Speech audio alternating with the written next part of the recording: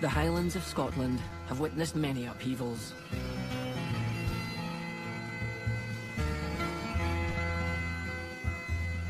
But they've seen nothing like what's happening in the glens north of Inverness. Here, one man is trying to realise a big idea. Bears that were wiped out centuries ago. His plans have produced howls of derision as well as enthusiastic support. Is he a nutcase, or will he be hailed as a modern-day monarch of the Glen? There are huge obstacles to overcome, but one thing is sure. Paul Lister is prepared to do whatever it takes to turn his patch of Scotland wild again.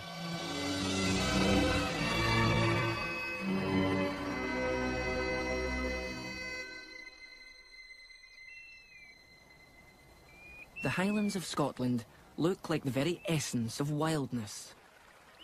Primeval and untouched.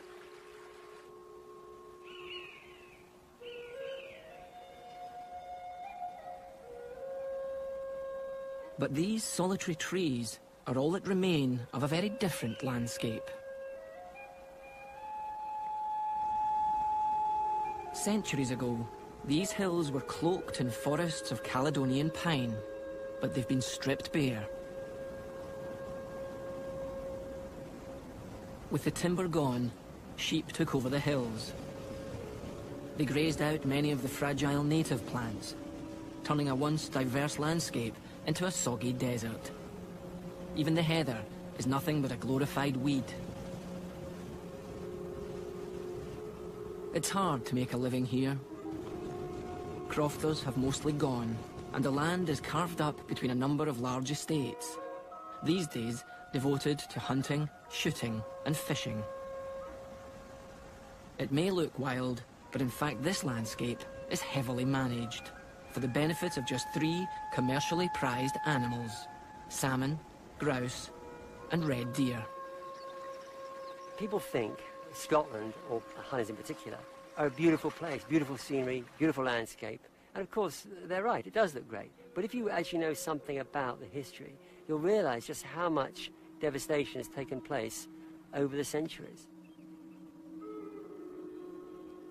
There is a tantalising hint of what Scotland looked like 300 years ago in the remaining forests of northern and eastern Europe. Here, it's also possible to glimpse the animals that once lived in the Highlands. Creatures which either died out once the trees were cut down, or were hunted out.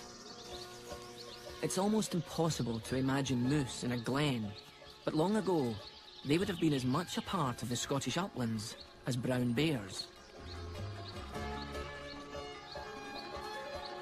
Each animal, right up to the top predator, would have played a vital role in keeping the woodland balanced and healthy.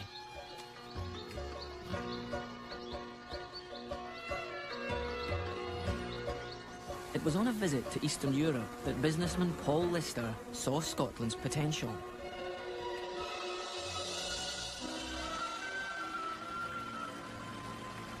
But it wasn't until 2003 that his fledgling idea could take off.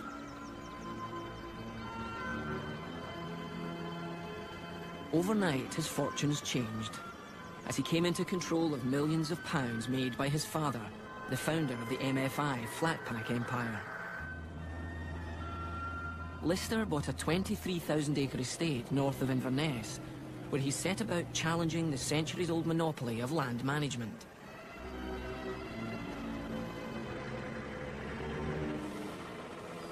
His base is the Allerdale Lodge at the eastern end of his land.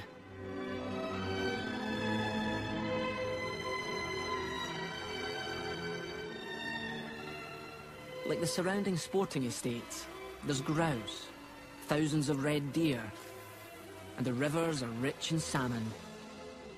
But along the 2 glens which stretch west from the lodge, there is very little else. Paul wants to use his fortune to create a wilderness reserve, plant trees to join up the fragmented woodland, and populate the 2 glens with moose, lynx, bear, and wolf, creatures that were once common here. He thinks that people would pay to come and see this restoration process happen, and wants to prove that a rich and self-sustaining mix of native wildlife can make more money and provide more jobs than hunting and fishing. The area I'm looking at here is one of our richest parts of the reserve, and it just needs to have back the animals that were once living here hundreds of years ago to really make the place come alive.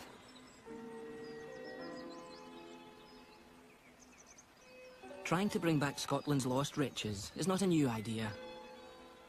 For many decades, conservationists have discussed rewilding parts of the Highlands. And a recent European directive encourages governments to do just this.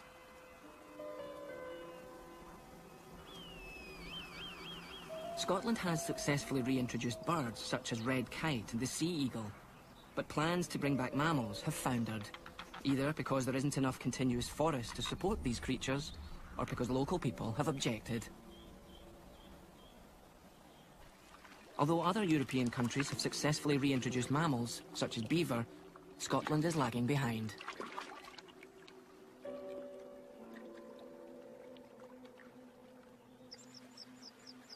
Rewilding has proved to be so complicated, it's not surprising many people look at Lister's ambitious plans with a mixture of admiration and disbelief. Well, I started by thinking he was a nutcase. But I have to admire him for having a go. I mean, the SAS motto. He's put his purse where his mouth is, and he is trying. And I admire that immensely. Paul is a furniture salesman, not an ecologist, so he's buying in the best advice. At Allerdale, there is the potential to do something radical, useful, important, and well-founded. The thought that there would be an owner of a Highland estate who is prepared to make the top priority of that estate, the biodiversity gain, and all that flows from it, the revenue generation and so forth, is a quite wonderful thought, and we should rejoice in that. And at the moment, I think we're on course for that. But Paul's impatient to get the project off the ground. So as well as world-class expertise, he's found what he believes is the perfect blueprint for Allerdale. There's nothing unique about what I'm proposing at Allerdale. There's nothing unique. It's literally a plagiarization of a success story from South Africa.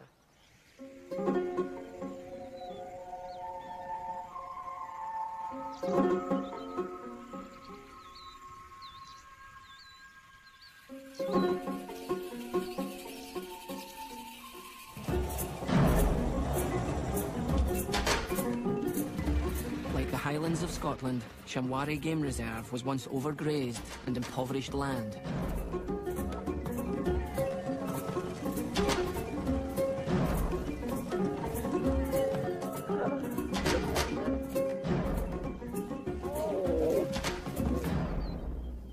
The driving force behind its restoration is businessman Adrian Gardner. 10, 15 years ago, where we're driving now was farmland. This was all red, soiled, abused, overgrazed, degraded, absolutely ravaged. Over the years, successfully, we've created a whole ecosystem here, from a dung beetle to the elephant. So we've put back the rightful owners to this land. What's impressed Paul is that the animals have done all the hard work. To a large extent, we've let nature repair itself. If you put the right animals on this land, that helps repair it. That's nature. Sure. The similarities between what we're trying to do are actually far more closer than you think. The right animals in their original setting will go a long way to restoring the vegetation at Allerdale too. But at the start, they would have to be heavily managed.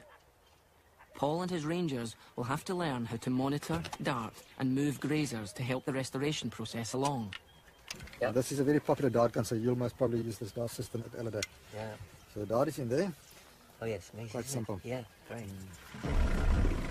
Okay, we've got a nice view of the rhino and quite a bit of east of Mpunzi. Yeah, the one at the back now, back left there. Today they are going to dart a young rhino so they can clip an identifying mark in her ear. In a few years' time, Paul could be darting moose or bear at Allerdale. We're going to do him there. On the shoulder if you get it. Perfect. And it went in. FM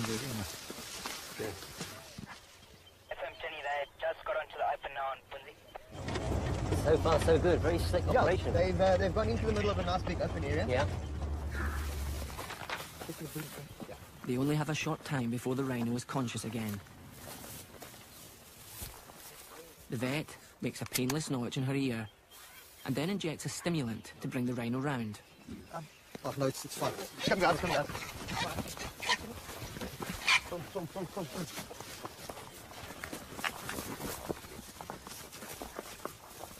Wow, he was up quick. See, we're stuck in his little... In every healthy ecosystem, grazers are only part of the story. Without predators, the grazers would overpopulate the reserve and eat out the vegetation all over again. Shamwari needs big cats, just as Allerdale needs wolves, lynx and bear. People have a long-held mistrust of predators, so many locals were outraged when Gardner welcomed lions and hyenas back. My neighbours here were absolutely up in arms that and I can remember going to a meeting where one of the neighbours stood up and he said to me, "My grandfather shot the last brown hyena here." I said, "Well, it's a pity he's not alive because I would be telling him I'm going to bring it back." To keep the neighbours happy and to protect his precious animals, Gardner has built a fence around his 60,000 acres. Paul will do the same at Allerdale, but even so, Gardner thinks he will face a lot of resistance to his plans. I think his challenges are going to be more than ours were. Ours were certainly here. I mean, we had a lot of neighbours who didn't want to accept what we were going to do, and there were struggles there, but all struggles are worth fighting for. I really hope that I will see the bear and the wolves back there. You will. I really hope so. For sure.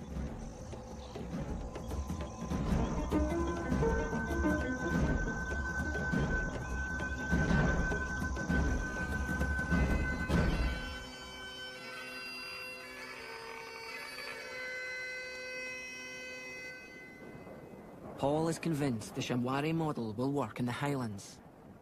People say to me, "Oh, you know, you're here in another part of the world, this and that." Yes, of course, there are different parameters, but it's the same meat, different grade. It's the same principle of taking over land which has been ravaged by man and investing in it and bringing back the species that belong there. Paul is impatient to see wolves and bear on his reserve, but, like Shamwari, he needs to start with the basics. He has native grazers, but red deer are the very core of the problem. Scotland has way too many of them. Even Scottish Natural Heritage agrees that native trees and plants don't stand a chance while deer numbers remain so high. In any other setting, they'd be called a pest.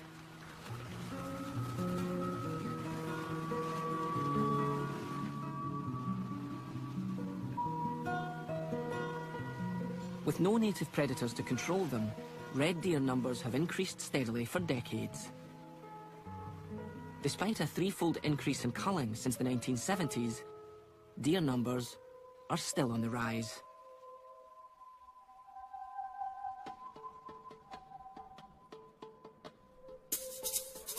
In the interests of natural regeneration, Allerdale has halved its deer population over 10 years.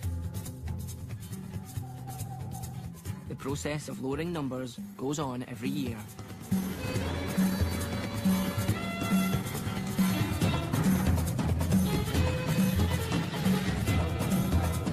Throughout the season, they cull the lesser valued hinds. The challenge is to get close enough for a shot.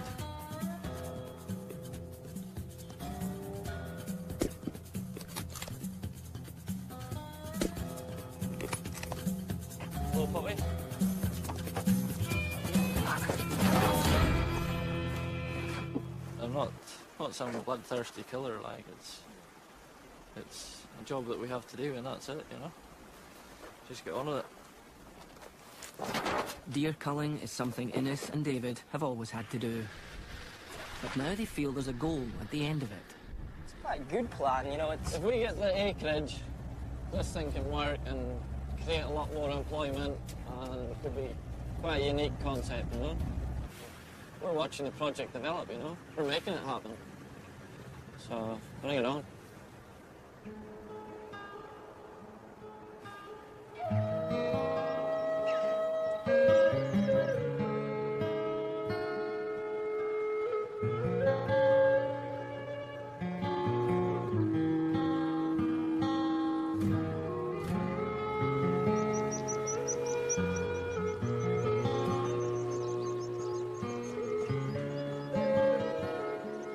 Once the deer are under control, the 80,000 saplings which Paul has planted in the valley bottoms will have a chance of reaching maturity.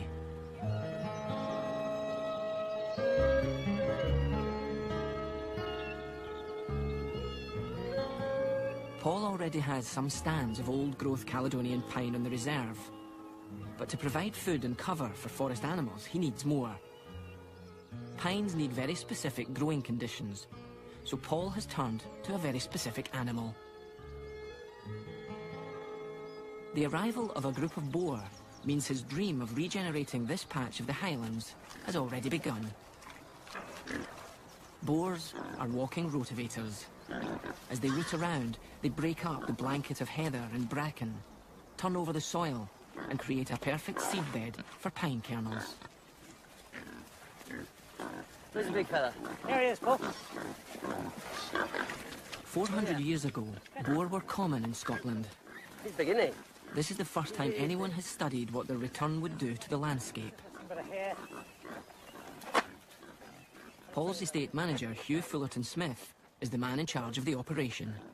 When this opportunity arose, it kind of really intrigued me that somebody could be trying to set up a genuine wilderness reserve in the UK.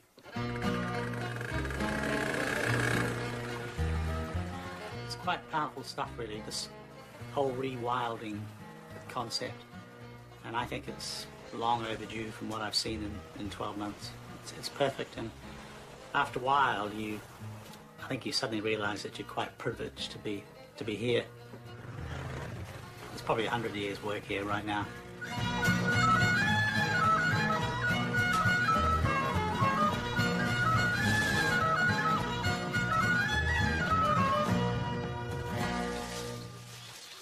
Paul knows rewilding takes time, but he's also a businessman who needs results. He wants to fast forward to the next animal on his wish list: moose, or European elk, as they're officially known.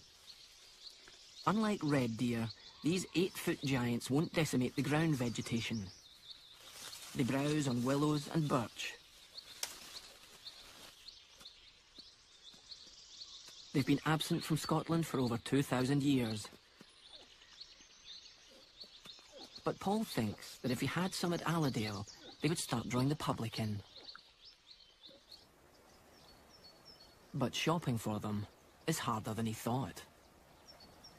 I found moose, but the Swedish government have banned the capture of wild moose. So we've had to go to parks. Yeah. But they're terribly expensive. I think with all the vet testing and all the clearances to import them into Scotland, be about £17,000 for 4 animals.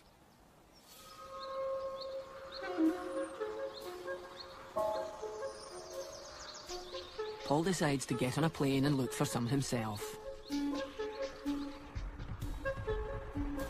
He wants young moose that will be able to grow up as wild as possible. And at a moose breeder's, he tracks down 2 females who are about to give birth. Helge, Scottish visitors. English visitor. English, oh sorry. I didn't know. No. British visitor. Well, they're amazing, aren't they? So I have to say, I've never been this close up to a moose before. Here comes the boss. She's called Blenda. This one here? She even beats up the bull if she has to. Right. And she just presses down the head and then she knees them. How close can you get in there with Now them? we will go in, everyone. No, really? Yes, very, very tight. We're going to go in there? Yes, of course. This is the bigger bull. They make horses look small. Look at that. Oh, there you go. There you go. You like that one, boy. I need 2 females and a male. Okay. Young ones. This year's. Well, let's have a contact and see what happens when the babies come. Paul calls Allerdale with the good news. I think I'll better do quite a deal with him. Anyway, this might just be the niche. And he's got a home for 2 of the babies, but not the other 3 or 4. And I suspect we just need 3 at the most.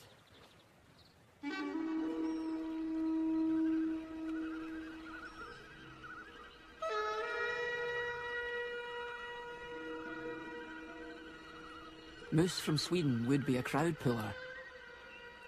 But Paul needs a mix of animals on the reserve. Every animal has its part to play, and the more animals we bring back to Allerdale, the less we'll have to manage things. The less we'll have to go around, you know, planting trees and shooting deer, and, you know, we can let animals play their part.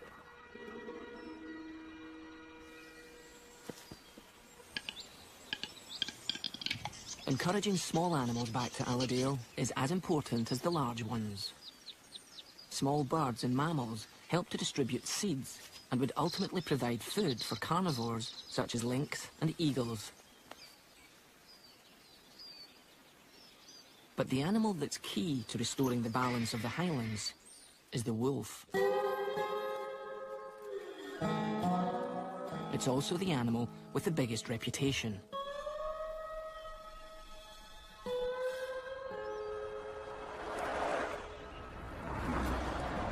Even a huge national park like Yellowstone in the US courted controversy when they brought this particular carnivore back. Oh, it was very heated. I've had death threats, and I think people on the other side did too, probably. So it's a very emotional issue, very polarized. I've had hundreds of guys come up to me at meetings and tell me, my dad, my granddad killed the last wolf in this valley, this river system, this ranch, this county, this state. And they're very proud of that. And so emotionally, it's a big deal out west where the last wolves were killed only 70 or 80 years ago. For many people, that's not long enough to begin to love an animal that was once so hated. Fear of wolves runs deep, but it's a fear that's unfounded. Wolves have attacked people a few times in North America, but in the past 400 years, a wild wolf has never killed a person in North America. I think someday that might happen, but of all the things you have to worry about, wolves are probably just below like ground squirrels. Wolves are really not a serious threat to people. What's more, wolves are useful. They've done a sterling job in Yellowstone of keeping destructive grazing animals in check. So much so that top British scientists have studied whether wolves could do the same for the spiralling number of Highland deer. I think the important science we need to know is what are the likely consequences if we're going to take a species like a wolf and reintroduce it into parts of Scotland. Our predictions were that eventually, after about 60 years, deer numbers would come down to probably somewhere between a quarter of a third and where they are now, and the wolf population would plateau in the Highlands at somewhere between 300 and 500 wolves.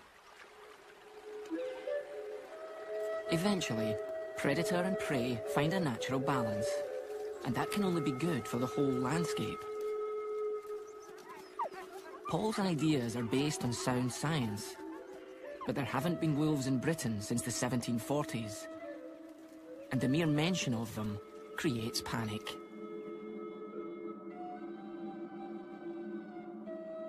Paul thinks the media are just scaremongering. I was in Sweden the other week. There were 300 or 400 wolves. You don't read horror stories of people being eaten by wolves and bears in Europe. You know, it's just nonsense. And it's about time that people woke up to that fact. It's about time that stories like Little Red Riding Hood were put into context and people understood that wolves are absolutely terrified of man. Hill farmers still worry that their livestock might be at risk. To allay local concerns, Lister has always made it clear that he intends to build a fence around his entire property. The scare stories are a constant frustration. It is a misrepresentation to imagine that creating a large fenced park-like wilderness area is the same thing as liberating unfenced these animals into the freedom of the countryside. And I think I've seen myself some press coverage which has suggested a confusion between those two, which is just a pretty silly confusion, isn't it? I mean, most people can understand fence.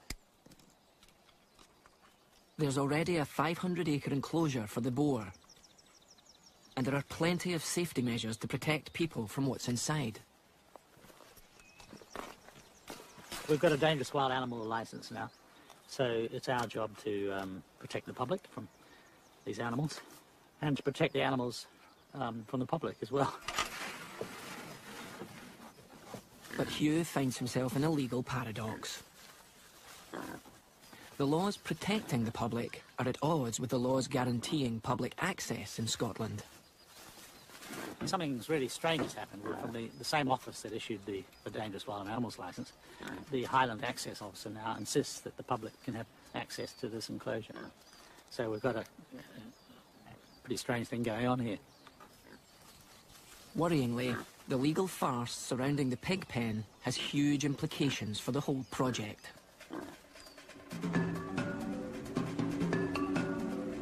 The 50-mile fence, which Paul had planned to build around Allerdale, 3 metres high, specially designed and costing £2 million, would effectively seal off his estate from the rest of the Highlands. This has enraged people who fought for one of the very first acts of the new Scottish Parliament, an enforceable right to roam. Ramblers and climbers aren't up in arms over the wolves, it's the fence. To keep these animals in place, if you like, he wants to build a fence, electrified, to create a massive enclosure for these animals. Now, one, that's not rewilding, that's creating a zoo. And two, people like myself and many, many others have fought for generations for this Land Reform Act, for the legislation that we now have in Scotland. And for somebody just to helicopter into an area like Allerdale and say, I'm going to build this great big fence, and to hell with your Land Reform Act, I don't care about your access, I want to keep people out, I want to keep my animals in. And that attitude I find morally repugnant. The fence has become very divisive. What Paul thought would be the solution to people's fear of wild animals is becoming his biggest problem. There are some people who don't want to see any fences. And there are other people who don't want a fence because they don't want to be stopped walking on that side. I worry that because of the access legislation, it may be impossible to do this experiment. And I would be very sad about that. I think that we need places for nature. I don't see why humans have to go everywhere. Even though Allerdale is becoming embroiled in access issues, they still have to get on with managing the animals that are already penned up here. At least Hugh is making progress with the boar.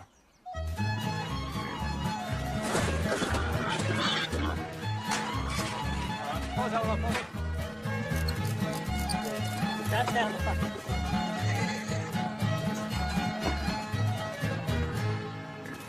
Yesterday we put radio tracking collars on 7 of the boar. It's really going along nicely. So the pigs are going really well. The radio collars will help Chris, who's in charge of the boar research, to work out how much land each pig needs. This becomes particularly important when, in early summer, the enclosure welcomes new arrivals.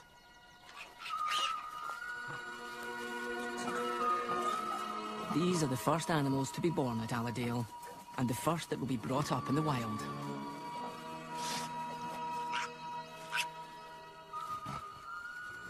Now that the boar seem well established, it's time for Hugh to organise the next stage of the project.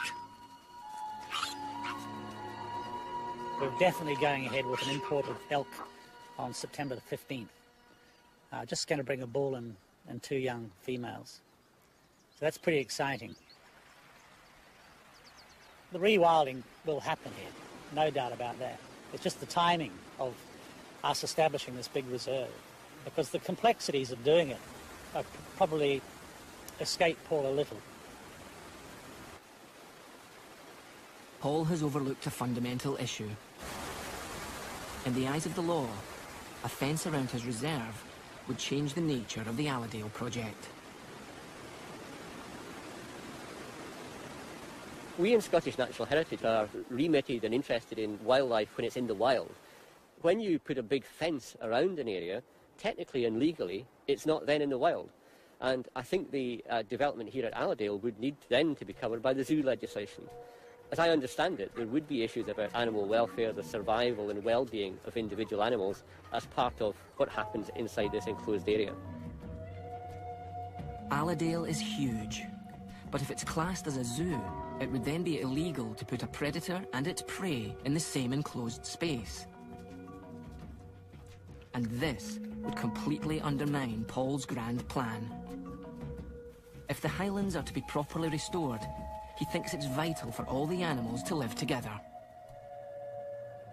It's the wolves that will keep the red deer away from the valley bottoms where the rivers are, where we need vegetation on the riverbanks. We don't have that anymore up here. It's important spawning grounds for the salmon. It's, for the whole cycle of life, it's very important to have as many of the creatures back that were once here.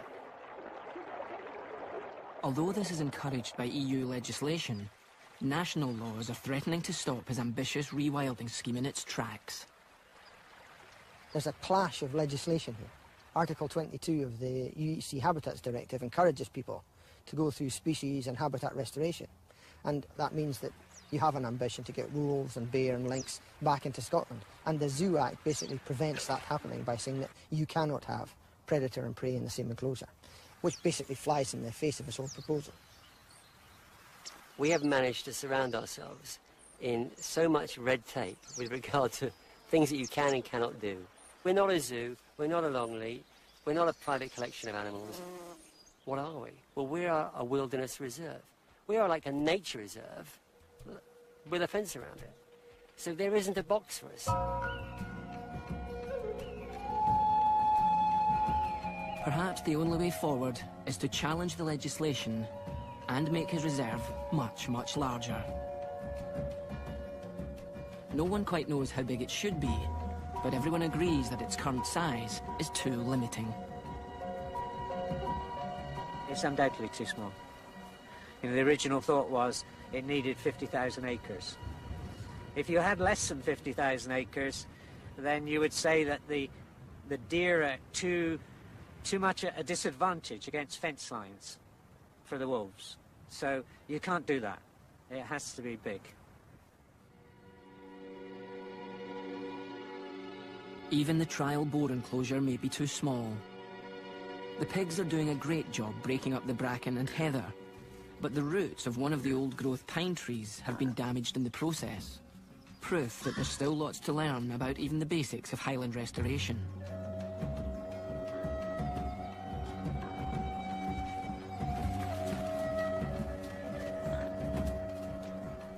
In August, there's an unexpected setback.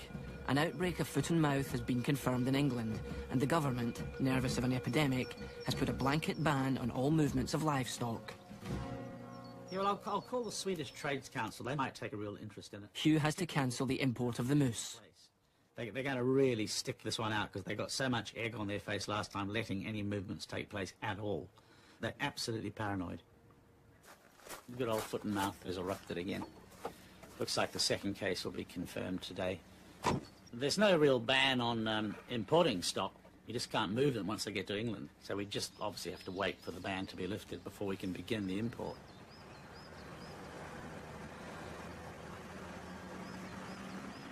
Nothing like Allerdale has been attempted in Britain before. So right from the start, Paul's had to come to terms with setbacks, as well as missed opportunities. At the very beginning, he had a chance to buy the next door estate. That was more money, but my view is if you're very wealthy and you buy an estate, you're not losing money. You can always sell it again sometimes. So if that other estate had been bought then, that would have made it easier. Paul now has to either wait for adjoining land to come on the market or encourage his neighbours, who all run sporting estates, to come on board.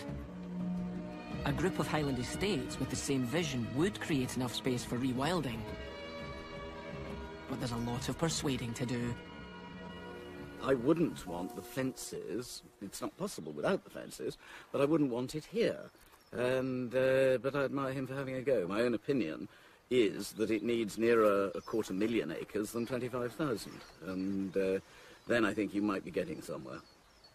There are some problems, not least with the fencing, but both in extremely bad weather in the winter, and also on the human side with the antis and animals cutting in. And then if a whole lot of wolves or bears escape, well, it would make life interesting. You know, before he came along, there was just the traditional sporting estate and the crofters. Long term, to keep people in the Highlands, you've got to keep trying new things as well. I think we all feel the same as Johnny has said. Good on you for having a go. It's creating a lot of jobs, and you never know, it might be right. Yeah, like a lot of people who have a vision, it's never simple, is it? You know, I mean, how many people have had ideas that have really required a lot of energy, effort, communication, and ultimately support? What has to happen is that people have to start to appreciate and believe and trust in what we're trying to achieve. By September, with the moose importation still on hold, Paul flies to the other side of the world for a much-needed dose of inspiration and support.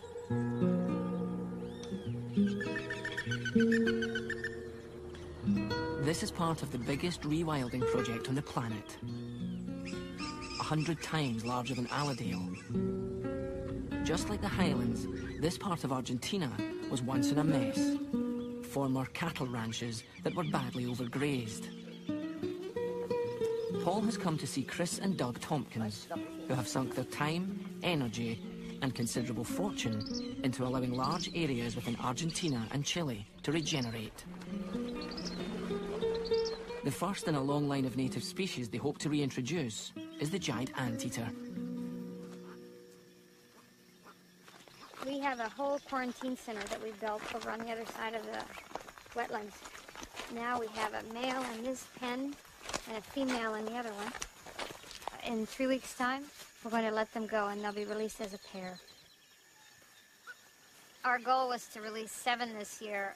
So it's slow going, you know, you'd love to release 50, but this is the first formal reintroduction of a species in Argentina, so we wanted to act as a model for this kind of work for the future. Like Paul, the Tompkins have had to learn by trial and error. They've had setbacks, but they've soldiered on, firm in the belief that turning the land wild is the best thing to do. Look at this southern screamer with its chicks. You know, I think people tend to protect those things they love and the things that are meaningful to them. And that, in this case, is wildness for us.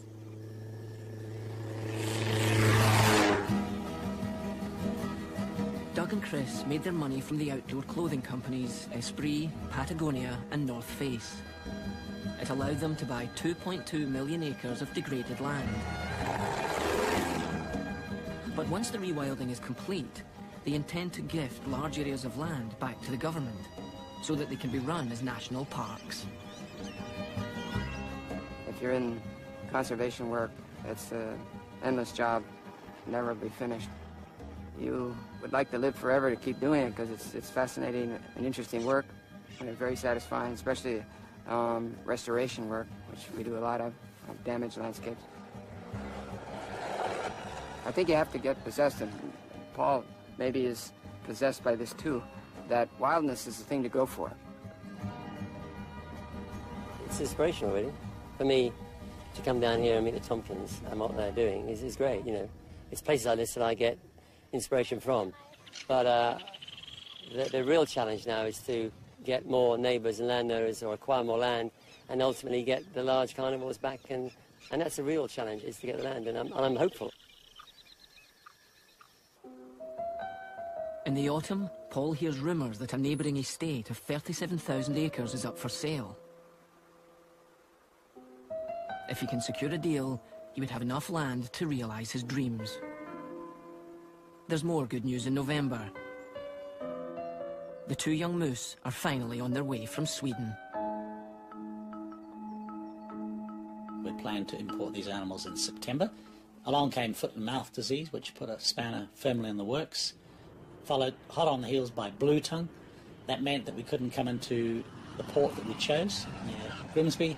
And so we've been waiting for them to sort of remove the restrictions, which they haven't done on the blue tongue. So We managed to solve everything by chartering a plane in Inverness, and we can fly direct to Umeå and straight back to Inverness, which is just going to be amazing.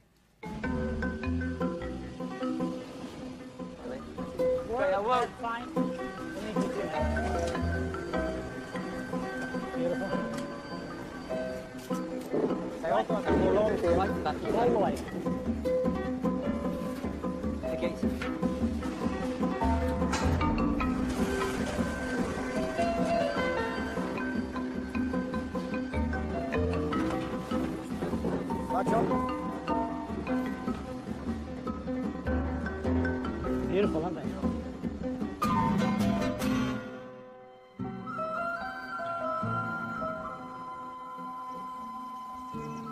Moose have been absent from the Highlands for over 2,000 years. But these two appear to fit right back in.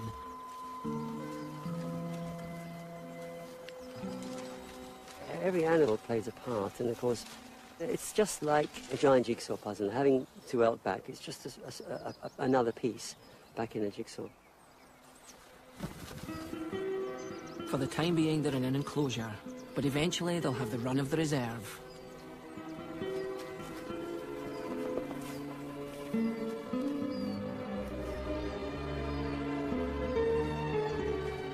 It's taken 4 years and millions of pounds just to get boar and moose back onto his land. Many have criticised Paul's approach, but he's the only person bold enough to take on the problems, the doubters, and the red tape. And despite all the odds, he remains determined to create the first wilderness reserve in Britain.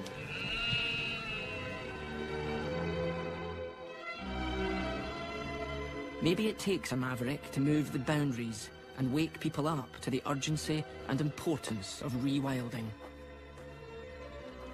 I believe we should encourage the likes of Paul Lister. I believe what he's trying to do is ambitious. I don't know whether it will succeed, but I think it actually contributes substantially to the debate. So if people are trying to rewild areas within an enclosed area, and that is studied, and we're collecting scientific information about the way the ecosystem changes, then I think that's a very valuable contribution to this debate about the use of our countryside and about ways in which we can help conserve some of these species that may otherwise be lost.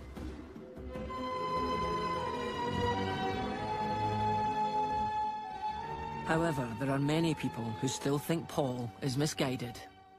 Paul has seen what's happened in Africa. He's thought this could happen in Scotland. I would say it can't. Frankly, although I fully understand the view that says this simply can't happen, it's too big an ask, I don't believe it. There's always going to be people out there that go, this isn't going to work, he's a crackpot, this, that and the other. But as long as I can get the majority, as long as the majority of people can see what we're trying to achieve here, then it will happen. Totally it will happen.